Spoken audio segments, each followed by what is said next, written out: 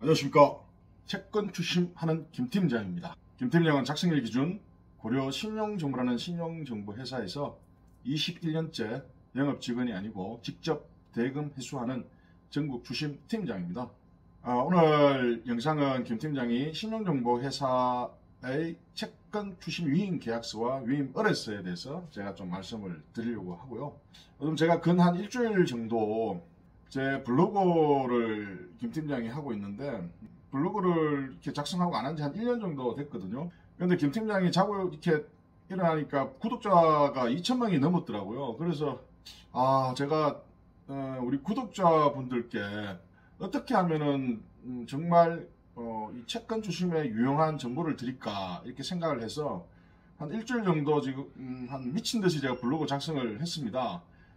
네이버와 다음에서 김팀장 채권 추심 상담소 이렇게 치면은 블로그 내용이 나올 거예요. 그래서 한번 보세요. 보시면은 떼인 돈이나 못 받은 돈으로 이렇게 도움될 만한 영상들이 포스팅이 있을 겁니다. 블로그 포스팅. 우리 진짜 오롯이 우리 채권자분, 특히 우리 구독자분들을 위해서 제가 일주일 정도 반납 없이 작성했거든요. 김팀장이 공부한 내용들이기 때문에 또 혹시 틀린 부분이 있을 수 있는데 그럼 참고만 하세요. 보시면 될 것 같고요. 자, 김 팀장이 이렇게 영상도 제가 거의 실제적으로 업무적인 영상은 거의 많이 한 6개월 정도 아니 3개월에 한 번 이 정도로 영상을 찍는데, 요즘에 제가 이게 정말 연락이 많아요. 저한테 김 팀장께. 김 팀장이 연락 오시는 분들 다 계약해 드리면 좋은데, 제가 웬만하면 제가 전화를 받고 상담을 해드리려고 하는데, 전화를 받고 실제 받았을 때 실익 없는 채권들이 정말 많아요. 그러면 그거를 그냥 김 팀장이 채무자 조사 부분으로서 일단 먼저 조사비를 받고 이렇게 하고 그렇게 하지 않아요. 저는 채권자분한테 이 건은 지금 현재 진행해서는 큰 실익이 없을 것 같으니까 시효 완성되기 전에 그때 한번 더 연락 주세요. 그런 분들이 꽤 많고요. 그리고 다른 신용정보 오래된 것들도 그렇게. 그리고 공통적으로 이분들이 저한테 묻고 싶은 그런 것들이 좀 있거든요. 그 부분들을 제가 김 팀장이 영상에 이제 올리고 그렇게 하는데, 금일은 채권 추심 위임 계약서, 위임 의뢰서. 팀장님, 채권 추심 절차가 어떻게 돼요? 하시는 분들이 있어요. 그래서 이 부분을 말씀을 좀 드리겠습니다. 제가 한 일주일 정도, 한 10일 정도 이 블로그 작성을 한 수십 개 올린다고 거의 작을 하루에 한 2~3시간 자고 제가 올리거든요. 제가 직접 공부한 내용을 가지고 올린 거기 때문에 요 촬영하고 잠 좀 자야 되겠습니다. 네, 촬영하겠습니다. 한번 보세요. 안녕하세요. 고려 신용정보라는 신용정보 회사에서만 21년간 영업 직원이 아니라 직접 대금 회수하는 추심팀장 김팀장입니다. 금일 포스팅은 돈 받아주는 곳, 계약서와 채권 추심 절차, 빌린 돈 확실하게 회수하는 법, 미수금 회수 전략, 이 부분에 대해서 간단하게 말씀할 건데요. 일단 돈 받아주는 것은 우리나라의 신용정보회사, 채권 추심 업체, 그리고 신용정보사, 채권 추심사 같은 동일어입니다. 여기에 이제 계약서를 제가 말씀드릴 거고요. 작성일 기준 김 팀장이 몸담고 있는 신용정보회사는 고려 신용정보라는 곳입니다. 그래서 고려 신용정보라는 곳 계약서를 제가 보면서 말씀해 드릴 거예요. 일반적으로 신용정보회사는 계약서는 거의 비슷합니다. 왜냐하면은 금융위원회와 그리고 금융감독원의 지휘를 받기 때문에 그렇습니다. 자, 일단 빌린 돈 확실하게 회수하는 법과 미수금 회수 넘버원 전략은 김 팀장이 계약서를 설명하면서 중간중간에 팩트 위주로 말씀드리겠습니다. 제가 요즘 유튜브를 보통 채권 추심에 관련된 유튜브를 3개월에 한 번, 6개월에 한 번씩 이렇게 올렸는데, 구독자 2,000명이 제가 넘어갔더라고요. 그래서 너무 놀랍고 기분도 좋고 해서 제가 많은 고민을 했습니다. 실질적으로 김 팀장이 떼인 돈 못 받은 돈으로 잠 못 이루는 채권자분들을 위해서 정말 어떤 책임감을 갖고 말씀을 드릴까 싶어서 이렇게 촬영하는 거고요. 일단 너무 감사합니다.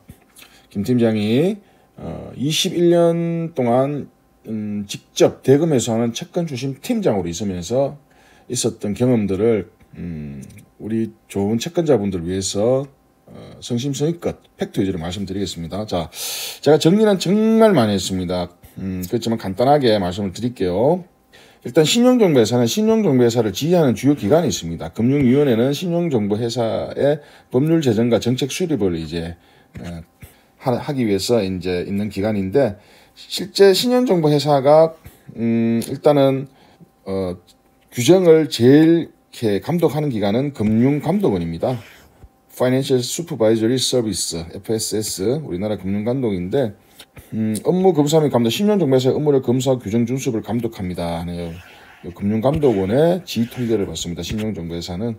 그래서 계약서나 이런 것도 금융감독원의 지휘 통제를 받습니다. 그래서 거의 비슷해요. 자, 이렇게 되고, 신용정보회사와 관련 있는 회사는 한국신용평가원과 신용평가회사가 있는데, 한국신용정보원, 요거는 그냥 공공기관, 공공목적의 조사와 정책한다, 이 정도만 아시면 될 것 같고요. 진짜 중요한 것은 신용평가회사입니다. 신용평가회사.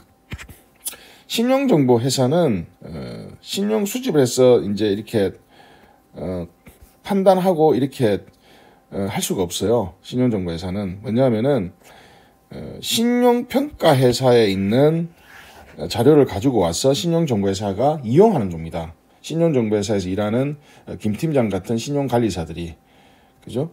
이용하는 겁니다. 즉, 그래서 좋은 신용정보회사는 뭐냐 하면은, 좋은 신용정보회사는 프리미엄의 신용평가회사의 자료를 가져오는 게 좋은 신용정보회사입니다.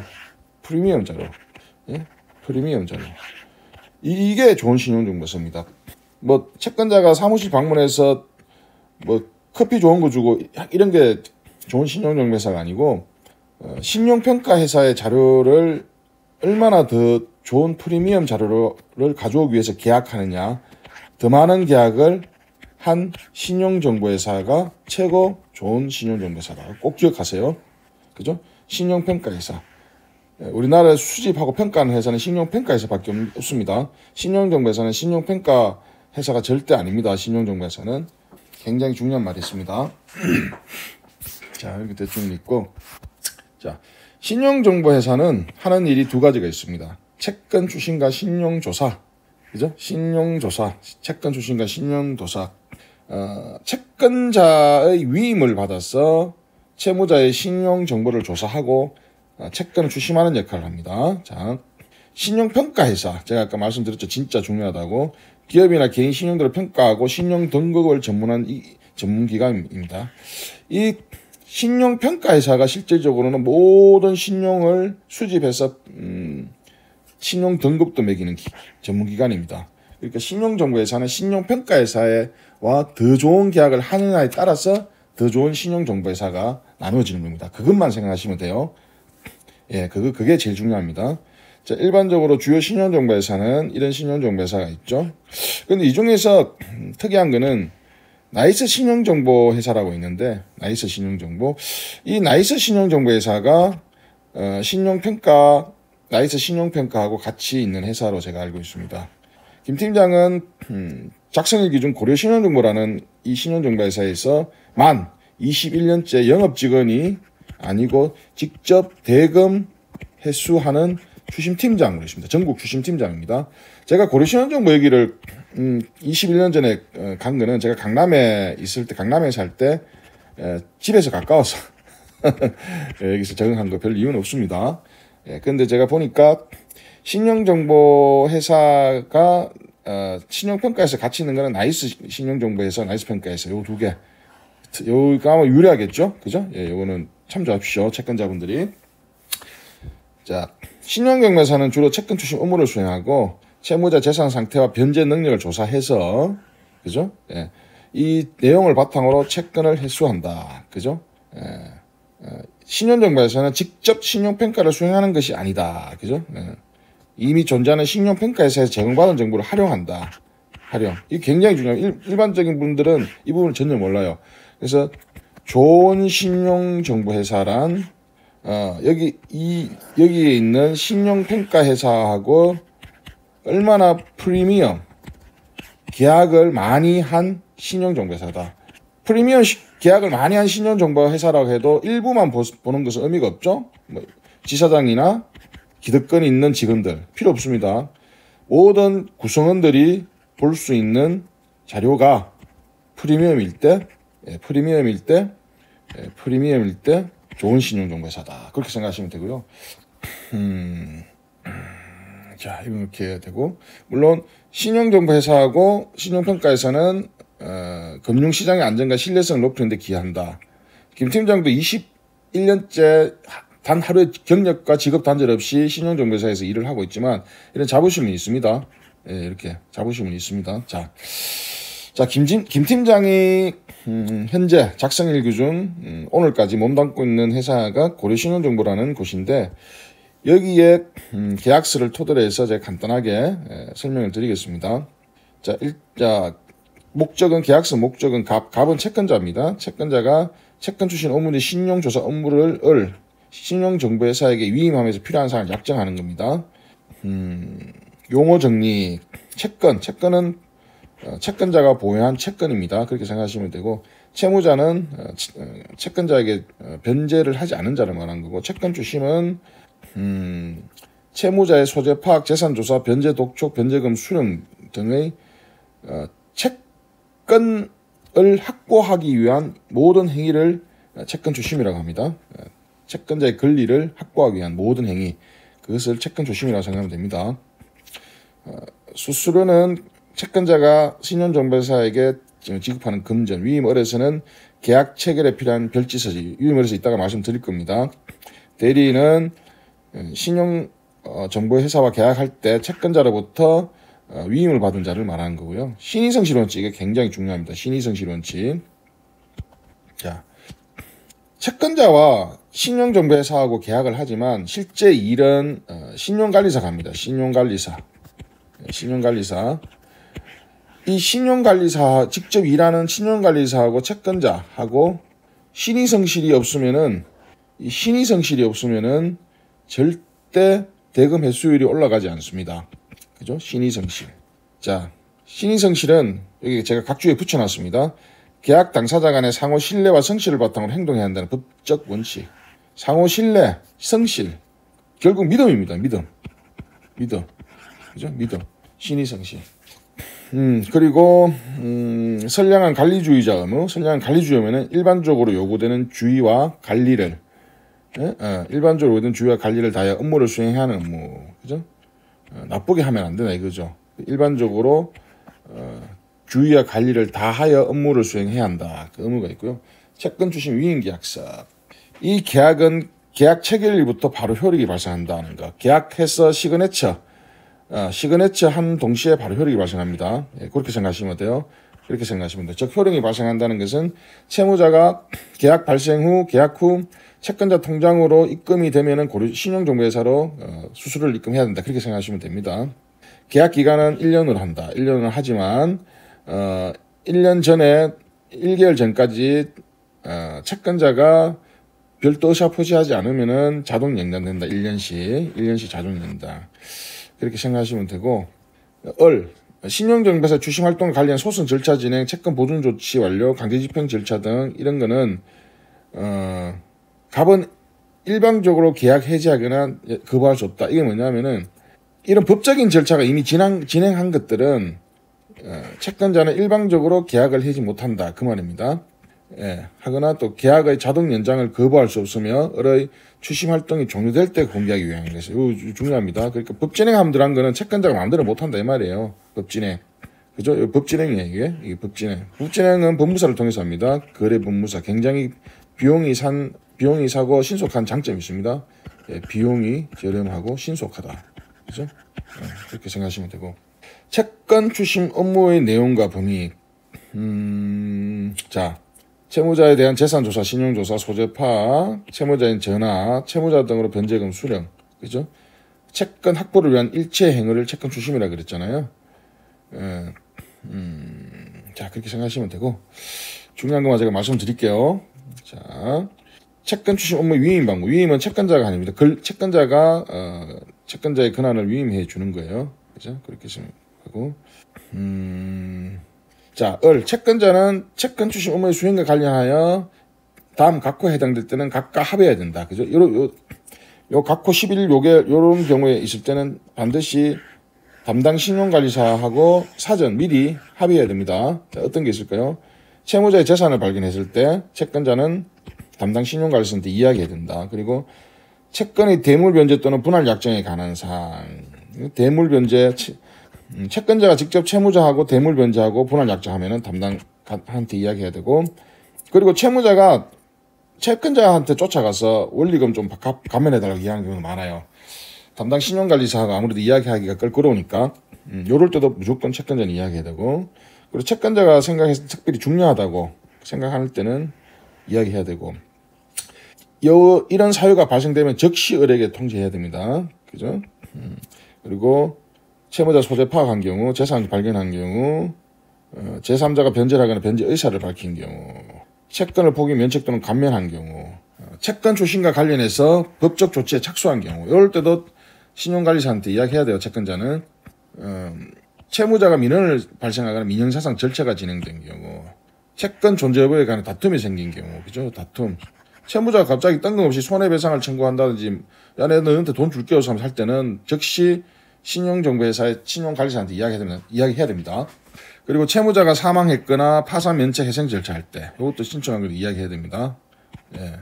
파산이나 회생. 이거는 법적으로도 채권 추심을 못해요. 파산 면책, 요거는 법적으로도 추심을 못한다. 그죠? 이게 중요합니다. 채권에 관하여 소멸시효 완성된 변동이 있거나 특별히 중요하다고 인정된 사항이 발생된 것은 이야기되고, 소멸시효는 채권자가 관리해야 됩니다. 신용정보회사에서 관리해 주는 게 아니에요. 그죠? 보통 상사채권은 3년이라고 생각하시면 되고, 판결 난 것도 10년, 판결 난 거는 10년. 판결 나고 10년 지나기 전에 소멸시효 관리를 해야 됩니다.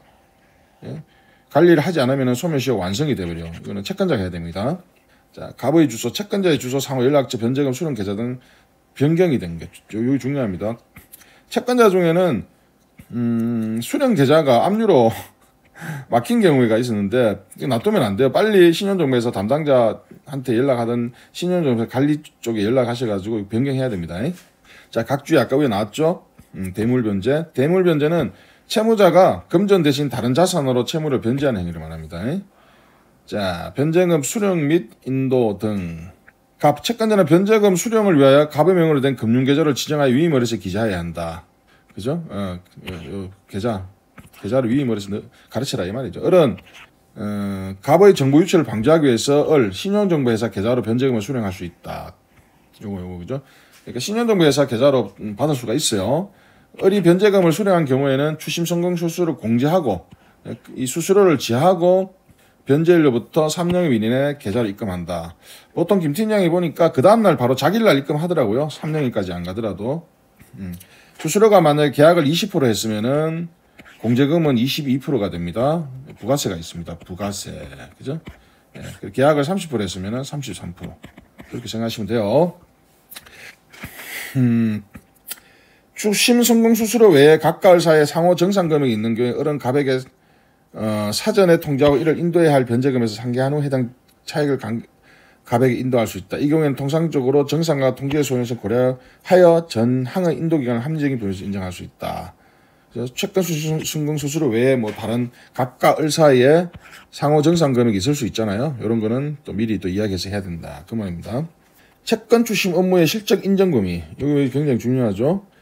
채권 추심 위임 계획을 채로 을이 신용정보에 수임 사실 통보서를 보내거든요. 계약을 하고 나면은 발송된 이후 각 호의 사유가 발생되는 을의 채권 수신 업무를 통해 변제가 이루어진 것으로 간주된다. 자, 갑이 채권과 관련하여 직접 현금을 수령하거나 또는 유가증권 한가성 있는 정서를 수령한 경우, 뭐 어음이나 이런 거 되겠죠. 유가증권 이럴 때는 변제가 이루어진 것으로 간주합니다. 그리고 대물변제, 채무인수, 담보취득, 경계계약. 경계계약은 기존의 채무를 새로운 채무로 대체하는 계약입니다. 경계계약. 그죠? 예. 기존 채무를 다른 채무로 바꾸는 거예요. 경계계약은. 그리고 변제공탁. 변제공탁은 채권 채무가 특정이 되잖아요. 채권자가 특정되잖아요. 이거는 찾으면 되니까. 변제공탁으로 채권자가 공탁금을 출금할 수 있는 경우 계약 종료 이전에 출급된 경우는 변제가 된 거로 봅니다. 채권자가 채무자하고 사전 협의 없이 채권의 전부를 감면한 경우, 이런 경우에도 채권자 중에는 전체 감면해 주기로 했다 이런 사람도 있어요. 엄청나게 뭐 다 감면 이제 돈 안 받기로 했다 이런 것도 이제 변제된 것을 간주한다 이 말입니다. 그죠? 을과 중요하죠.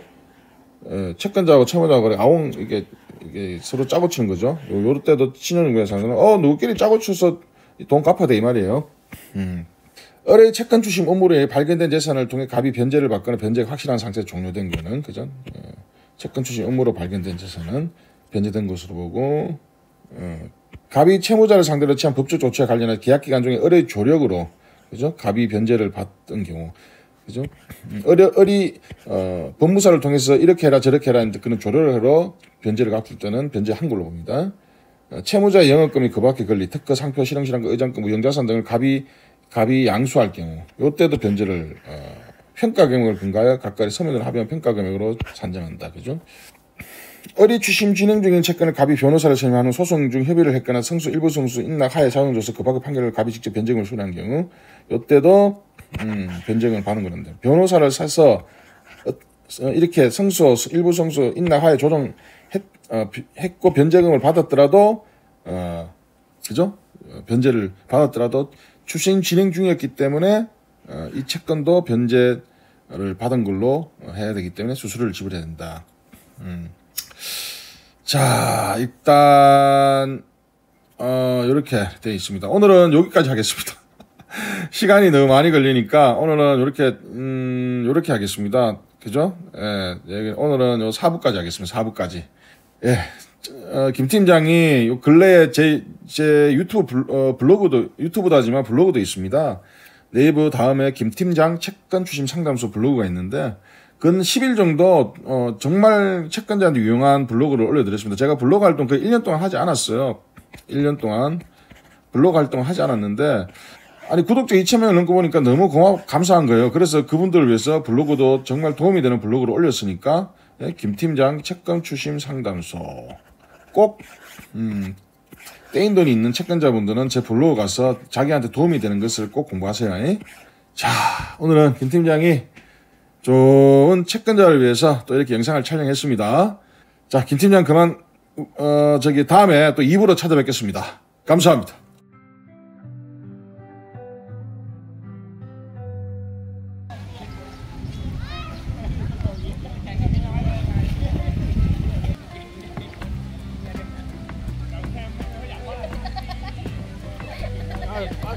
받고 야 하재요 받고 한번 도와줄까? 아니야. 야 머리 잡고 앞으로 가야지.